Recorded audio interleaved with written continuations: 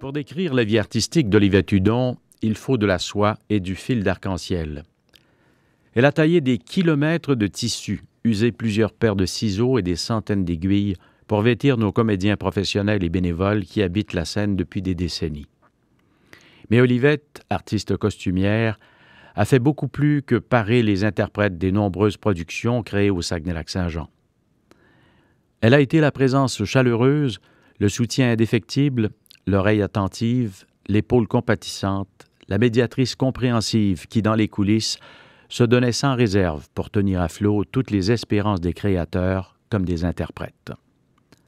Quand le dicton déclame que derrière chaque grand homme, il y a une femme, Olivette démontre plutôt que là où il y a un grand homme, à ses côtés, il y a une grande dame.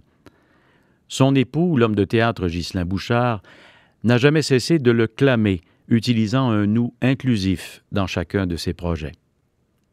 Si discrète fut-elle, Olivette a toujours été présente, mettant son talent de gestionnaire au service de la planification des budgets, de la composition des équipes, de l'organisation du calendrier, de la conception des spectacles et autres événements. Elle a pris une part active à la création des foires culturelles. Elle a été un des piliers fondateurs de l'École de langue française et de culture québécoise à l'Université du Québec à Chicoutimi. Pour l'administration, je n'étais pas si mauvais, confiait son compagnon dans une entrevue relatée par le professeur Laurent Lapierre. Mais Olivette était bien meilleure que moi. Moi, je planifiais. Je suis un fiefé organisateur. Olivette, c'était le génie de la rationalisation. Connue pour les milliers de costumes qu'elle a conçus et confectionnés seule et en équipe, 1600 pour la seule fabuleuse histoire d'un royaume, plus de 5000 en carrière, Olivette a été, dans le silence de sa modestie, co-auteur des créations de son compagnon. De 1950 à 2009, tout a été œuvre commune. Leurs 5 enfants comme les célèbres créations du père de la fabuleuse.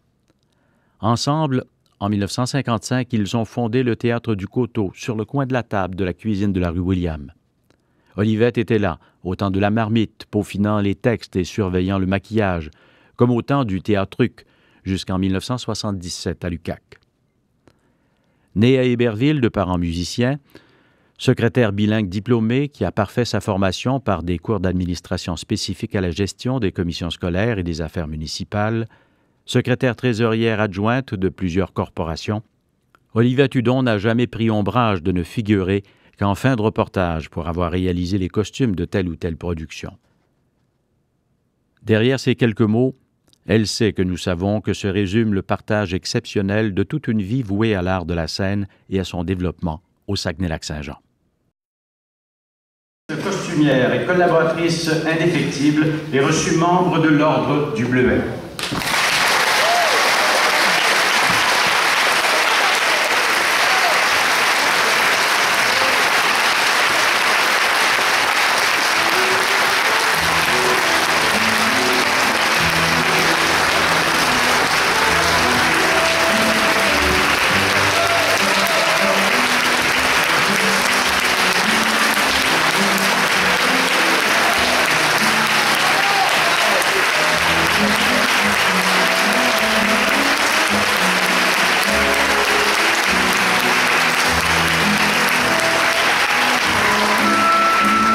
Contrairement aux autres récipiendaires, Madame Hudon est la seule membre reçue qui ne savait pas qu'elle allait être nommée ce soir.